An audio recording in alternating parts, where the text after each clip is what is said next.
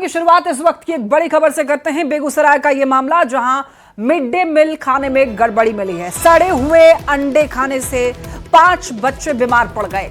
अब देखिए, आक्रोशित ग्रामीणों ने विद्यालय पहुंचकर हंगामा किया है। प्रधानाध्यापक पर लगाया मंत्री मदन सहनी के रिश्तेदार होने की वजह से दबंगई करने का आरोप। बछवाड़ा प्रखंड के मध्य विद्यालय हरिपुर रुदौली का यह मामला है, जहां पर मिड डे मील खाने में गड़बड़ी पाई गई है। सड़े हुए अंडे बच्चों को खिलाए गए हैं। ज्यादा जानकारी देंगे न्यूज 18 संवाददाता संतोष हमारे साथ जुड़ रहे हैं। संतोष, क्या खबर है कि मिड डे मील में गड़बड़ी हुई है और बच्चे बीमार हो गए हैं?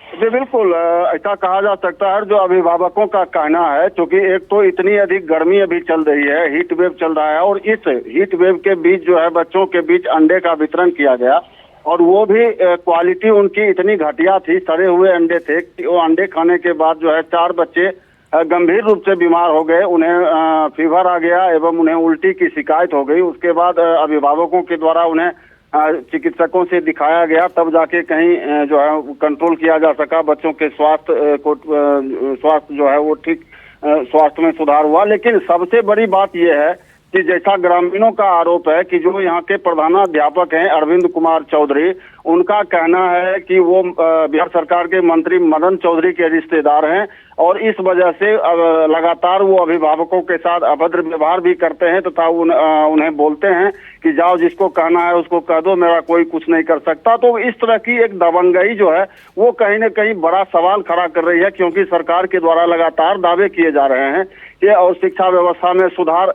की बात कही जा रही है। लेकिन जो मामला सामने आया है वो इन सब बातों को, सवालों को के घेरे में रख रही है। जी लेकिन संतोष, क्या आपने प्रधानाध्यापक का भी पक्ष जानने की कोशिश की है? जी बिल्कुल, मैंने उनका पक्ष जानने की कोशिश की। उन्होंने इस बात से इनकार नहीं किया है कि हो सकता है 2-4 अंडे खराब हों और किसी बच्चे का तबीयत खराब हो गया हो, या हीट वेव की वजह से ही उन बच्चों का जो है तबीयत खराब हुआ हो।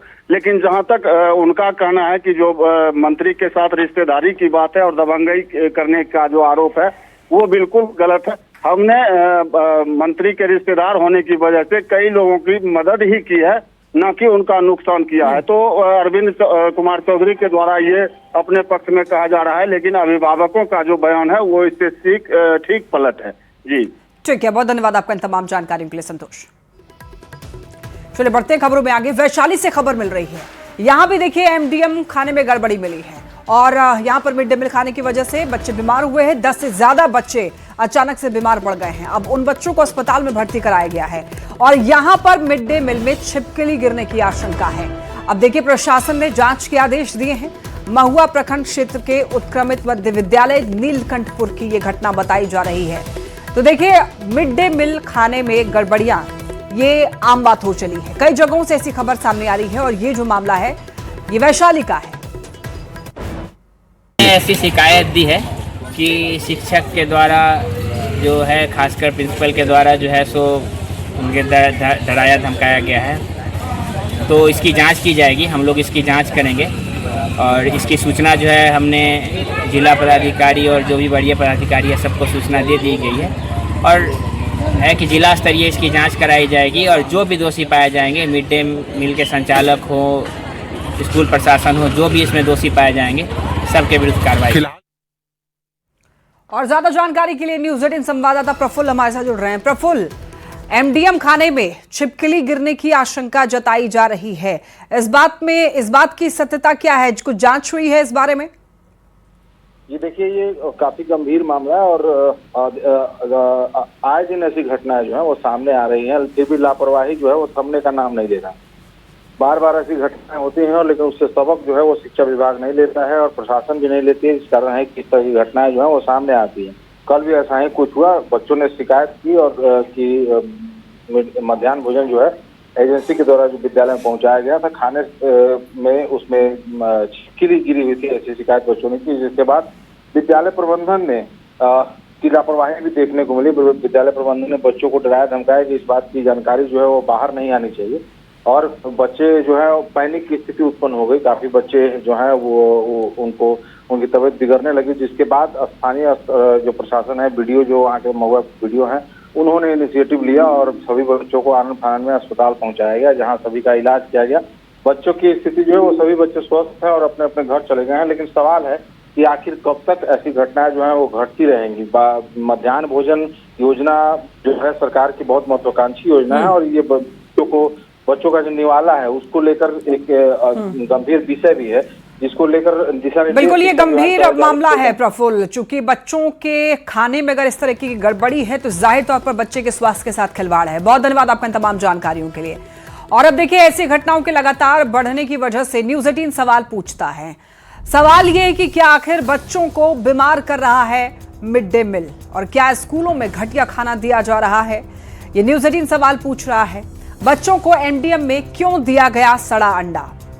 क्योंकि ये बेगूसराय का ये मामला, और उसके बाद देखिए यहाँ पर बता दें आपको, वैशाली में भी एमडीएम में गड़बड़ी पाई गई, जहां बच्चों की जान से खिलवाड़ किया गया, और इसीलिए सवाल बार बार उठ रहे हैं। तो आपको बताते चलें कि एमडीएम खाने में लगातार गड़बड़ी और बच्चों को आखिर कौन बीमार कर रहा है? दोषी एजेंसी और प्रबंधन पर आखिर कार्रवाई कब होगी?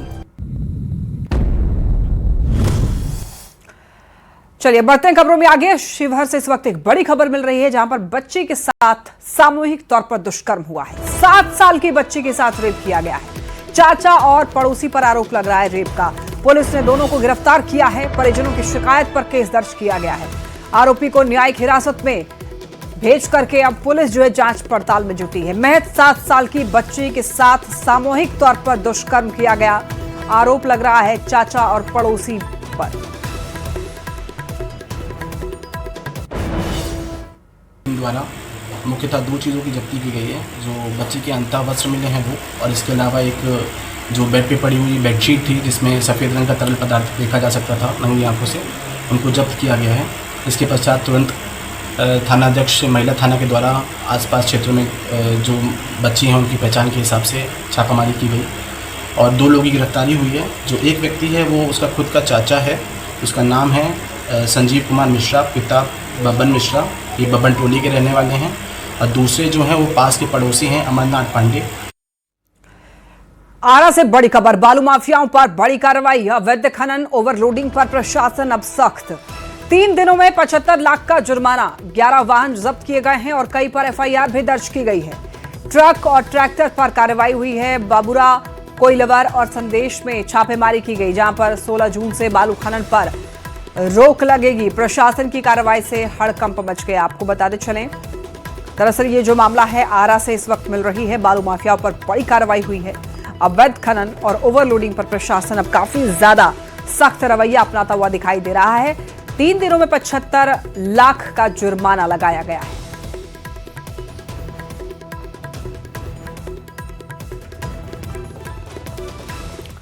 बिहार में पूर्ण शराबबंदी कानून लागू है, यानी बिहार ड्राई स्टेट है, लेकिन शराब और नशे के धंधेबाज पुलिस और कानून को चुनौती देते हुए हर दिन अपने धंधे को यहां पर चमकाने में लगे हुए हैं। शहर शहर शराब की तस्करी हो रही है। धड़ल्ले से देसी शराब का निर्माण हो रहा है, और तो और बिहार में सूखे नशे का कारोबार भी तेजी से बढ़ता जा रहा है, जिसकी जद में सबसे ज्यादा युवा और किशोर आ रहे हैं। ये टीवी स्क्रीन पर आप 4 शहरों की तस्वीर देखिए, और ये तस्वीरें दिखाने के लिए काफी हैं कि पुलिस डाल तो नशे के सौदागर पात चल रहे हैं। मुजफ्फरपुर में पुलिस ने करीब 1 करोड़ की हेरोइन जब्त की है, जिसमें 2 धंधेबाजों को भी गिरफ्तार किया गया है। जबकि सिवान में देसी शराब की ये जलती भट्टी ये दिखा रहा है कि माफिया किस तरह बेखौफ है। लेकिन याद रखिए, ये देसी शराब की भट्टी है, कई बार पीने वाले लोगों की चिता की आग साबित हो चुकी है। मोतिहारी में भी पुलिस ने सूखे नशे के खिलाफ बड़ी कार्रवाई की है, जबकि गोपालगंज में पुलिस ने भारी मात्रा में विदेशी शराब के साथ 9 तस्करों को गिरफ्तार किया है। तो क्या बिहार के नसों में नशा दौड़ता है? ये सवाल पूर्ण शराबबंदी जैसे शहर में, जैसे राज्य में, यहाँ पर आखिर ये शराब की बिक्री कैसे हो पा रही है?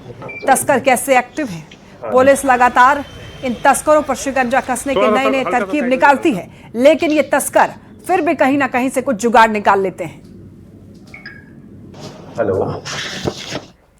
मामले में 3 लोगों की गिरफ्तारी हुई है। एसआईटी और डीआईयू टीम ने कार्रवाई की। 2 दिनों में पुलिस ने सुलझाया है यह पूरा मामला। 10 लाख रंगदारी नहीं देने पर हत्या की गई। अपराधियों से दरअसल यहां पर बताया जा रहा कि कहासुनी हुई थी। और उसके बाद ही 19 मई की शाम गोली मारी गई थी। गिरफ्तार आरोपियों को जेल भेज दिया गया है। समोसा हत्या मामले में 3 लोगों की गिरफ्तारी, एसआईटी और डीआईयू टीम ने कार्रवाई की।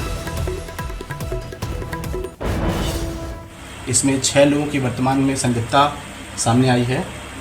इसमें से 3 लोगों को वर्तमान में गिरफ्तार किया गया है।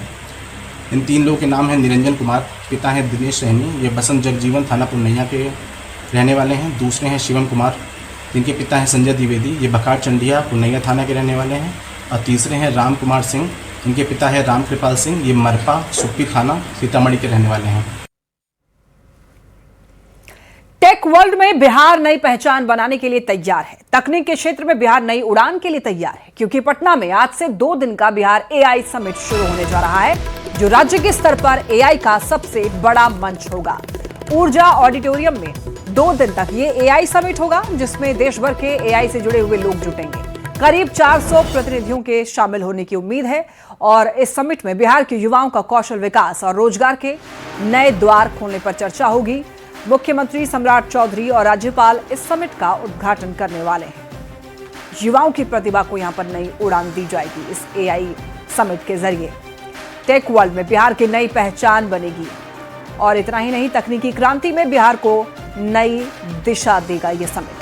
राज्य का पहला बड़ा और संगठित एआई मंच बिहार में लगने जा रहा है।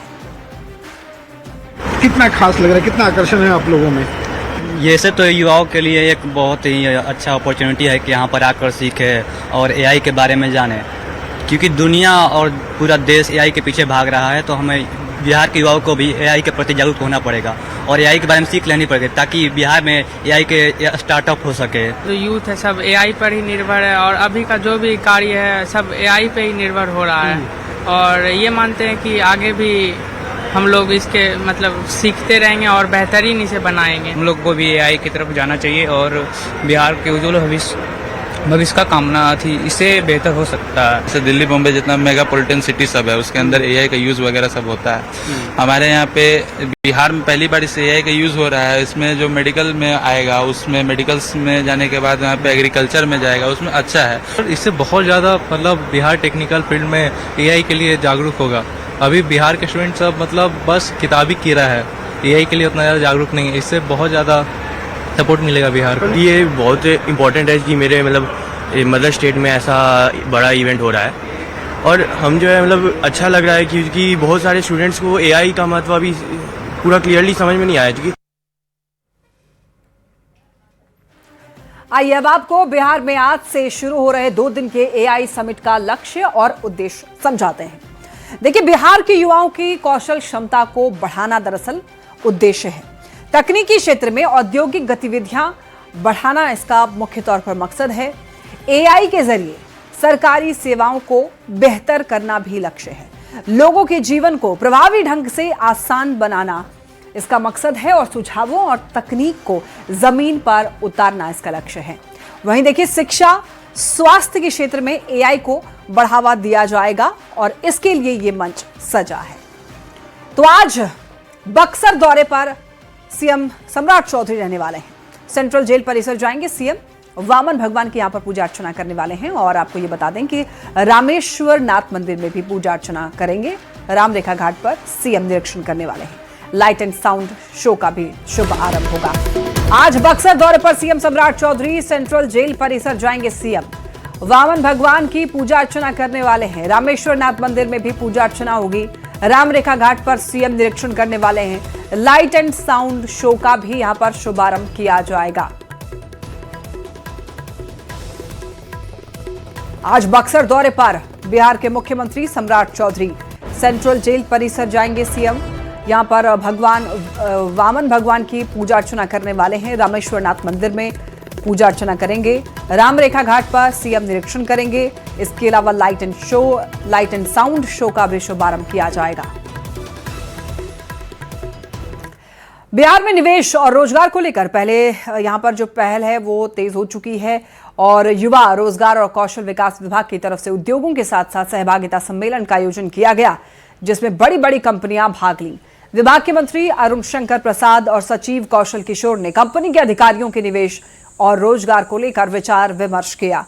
मंत्री और सचिव ने जानकारी दी और ये बताया, ये कहा कि टाटा, बाटा, एरिएक्शन और अपोलो मेडिकल्स समेत 12 से भी ज़्यादा कंपनियां भाग ली और सभी ने इनपुट भी दिया। इन्होंने कहा है कि 3 महीने में स्किल इन्वेस्टमेंट और रोजगार पर भी काम होगा, साथ ही बिहारवासी देख सकेंगे। के साथ सहभागिता कार्यक्रम का आयोजन किया गया है, जिसमें युवा रोजगार एवं कौशल विकास मंत्री जो हैं अरुण शंकर और इसके साथ साथ कौशल किशोर हैं, देखिए दोनों सचिव भी हैं और इसके अलावा मंत्री हैं और तमाम जो उद्यमी हैं यहाँ फिलहाल अभी इस कार्यक्रम में मौजूद हैं, जहाँ हम बातचीत करेंगे कि नई सरकार के गठन के बाद जिस प्रकार से एक्शन प्लान आप लोगों ने तैयार करना शुरू कर दिया है, आज की सहभागिता में क्या संदेश देंगे?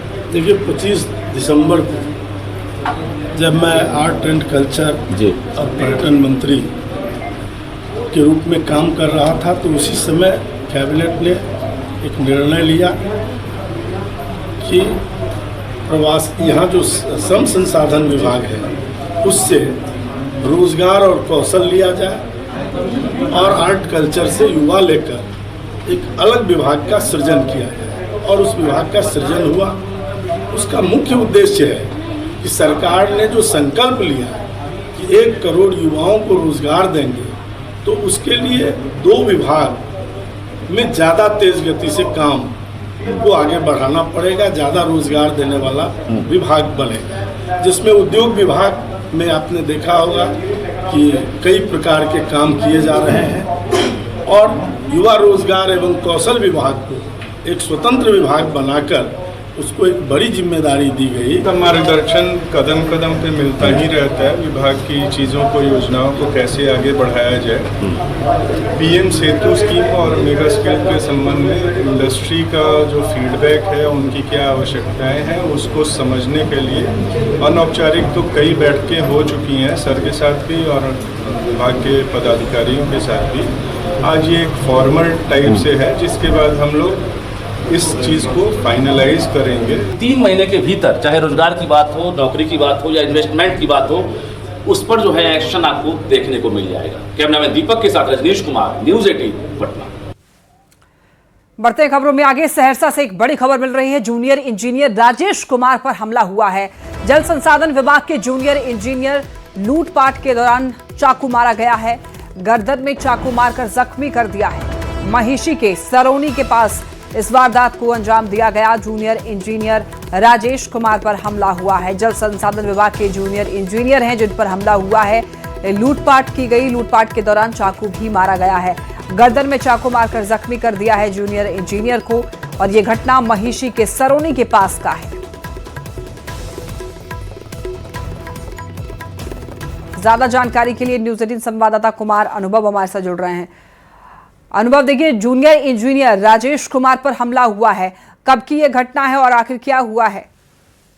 बिल्कुल, मैं बता दूं, ये जल संसाधन विभाग के जो है वो चंद्राय डिवीजन जो है जूनियर इंजीनियर है राजेश कुमार, जिसके साथ ये घटना घटी है। दरअसल जो कोसी तटबंध है उस पर जो है काम चल रहा था, उसी का निरीक्षण करने गए हुए थे और वो चंद्राय में ही रहते थे और अपने घर लौट रहे थे साइड पे से काम का निरीक्षण करके। इसी दौरान जो है मोटरसाइकिल सवार अपराधी जो है वो गाड़ी को ओवरटेक किया और उनको रोकने का कोशिश किया। इसी दौरान जो है उनको रोका और उनके साथ मारपीट की और हथियार के बल पर उनका जो कहना है, जो जूनियर इंजीनियर का कहना है, जो हथियार भी था, पिस्टल था और चाकू भी था, उससे मोबाइल लूट लिया और जो कुछ पैसे थे वो भी लूट लिया। इसी दौरान जो उनके ऊपर जो है चाकू से हमला कर दिया गया।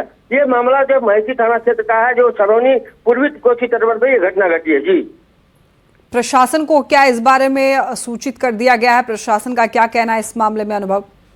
जी बिल्कुल, प्रशासन को सूचित कर दिया गया है। जिस समय घटना घटी थी उसके बाद जो है किसी तरह जान बचा करके जो जेई है वो महिषी थाना पहुंचे थे। उसके बाद जो है उनको इलाज के लिए सदर अस्पताल भेजा गया है, जहां उनका इलाज चल रहा है। वहीं पुलिस जो है पूरे मामले की जांच में जुटी है, जो इस घटना में जो है 3 अपराधी का हाथ है। ठीक है, बहुत धन्यवाद आपका इन तमाम जानकारियों के लिए अनुभव। पटना में गंगा नदी पर शुरू होने वाली वाटर मेट्रो योजना अब सवालों के घेरे में है। सरकार ने धूमधाम से वाटर मेट्रो शुरू करने का ऐलान किया था और करीब 12 करोड़ रुपए खर्च करके गुजरात से इलेक्ट्रिक जहाज MV गोमधर कुंवर भी मंगाया गया, लेकिन 6 महीने से ज्यादा समय बीत जाने के बाद भी सेवा शुरू नहीं हो सकी है। तो वजह यह है कि अब तक चार्जिंग स्टेशन तैयार नहीं हो पाया है। अत्याधुनिक सुविधाओं से लैस इस जहाज में 50 लोगों के बैठने और 25 लोगों के खड़े होकर सफर करने की व्यवस्था है। पर्यटन विभाग की देरी पर अब सवाल उठने लगे हैं। बढ़ावा देने के लिए और पटना के लोगों को एक नई सौगात देने के लिए एक बड़ा ऐलान किया गया कि पटना में वाटर मेट्रो की शुरुआत की जाएगी। जी हाँ, एक तरफ जहां मेट्रो बन रहा है, वहीं उससे पहले वाटर मेट्रो की शुरुआत जो है वो पटना वासियों को देने की बात कही गई। और खास बात यह है कि इससे वाटर मेट्रो के लिए एक जो बड़ा जहाज है, इलेक्ट्रिकल जहाज, उसे पटना मंगा भी लिया गया। लेकिन चौंकाने वाली बात यह है कि पिछले लगभग 6 महीने से यहाँ पे आकर के पटना का इलेक्ट्रिक जहाज जो है वो पड़ा हुआ है, लेकिन चार्जिंग स्टेशन नहीं बनने के कारण वो पटना के लोगों को ये सुविधा जो है वो नहीं मिल पा रही है। लगभग सितंबर से लेकर के अब तक यहाँ पे ये पड़ा हुआ है, लेकिन चार्जिंग स्टेशन जो है वो अभी तक बन नहीं पाया है। सवाल यही है कि अगर चार्जिंग स्टेशन नहीं बना था तो पिछले यहाँ से 12 करोड़ रुपए से लागत से मंगा करके क्यों रखा गया, और इससे पहले चार्जिंग स्टेशन बन जाना चाहिए था। हालांकि दीघा और 1-2 जगहों पर चार्जिंग स्टेशन जो है वो बनना शुरू हो गया है, कई जगहों पर बना है, लेकिन अभी पूरी तरह से ये चार्जिंग स्टेशन नहीं बनने के कारण इलेक्ट्रिक जहाज जो है ये गाय घाट पर ऐसे ही पड़ा हुआ है। यहाँ पे सुरक्षा की व्यवस्था की जा रही है कि लेकिन लोगों को जो मिलने वाली जो सुविधा थी वो फिलहाल बंद पड़ी है। कैमरा पर्सन संत के साथ रवि एस नारायण, न्यूज़ 18 पटना। और इन्हीं खबरों के साथ इस बुलेटिन में फिलहाल इतना ही, लेकिन खबरें लगातार जारी है। आप देखते रहिए न्यूज़ 18 बिहार झारखंड।